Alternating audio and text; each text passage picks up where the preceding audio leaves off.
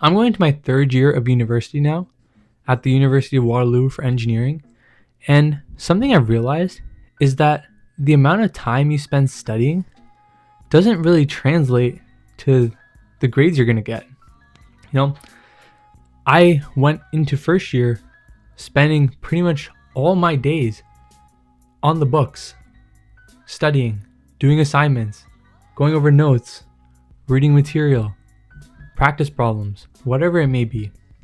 And didn't really spend all that much time doing other stuff. But as I've gone throughout my degree, and what I've realized is that I get better grades when I study less. And that may seem counterintuitive, right? But if you really sit down to think about it, it's not that far-fetched.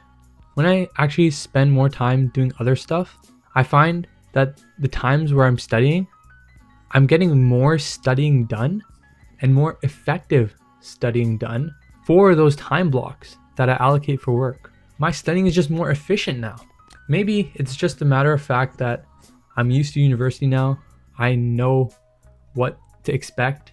It's nothing new anymore in the sense that I've figured it out, maybe.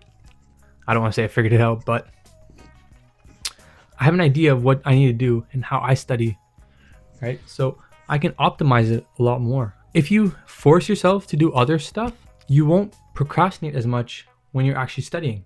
At the end of the day, what it comes down to really isn't number of hours studied. It's how you use those hours when you study. So someone can spend 12 hours looking over the same material over and over again, but if they're not really digesting or actually learning and understanding the fundamental concepts behind what they're studying, you're not really going to progress or memorize or learn anything. So now how do you actually do that though, right? Some of the biggest tips that I find are really important is number one, the 80-20 rule, where 80% of what you're going to see on an exam is going to come from 20% of the material. And so that's that high yield material that covers the bulk of what you're going to be learning in a course. And so getting that down is really important and will help you to understand and pretty much solve the majority of what you're going to see. Second, actually understanding and not memorizing. It might seem straightforward, right? Like obviously if you memorize something, you're not going to understand it as well. But when it comes down to it and you're looking through material, if you think that you've understood something, test yourself on it.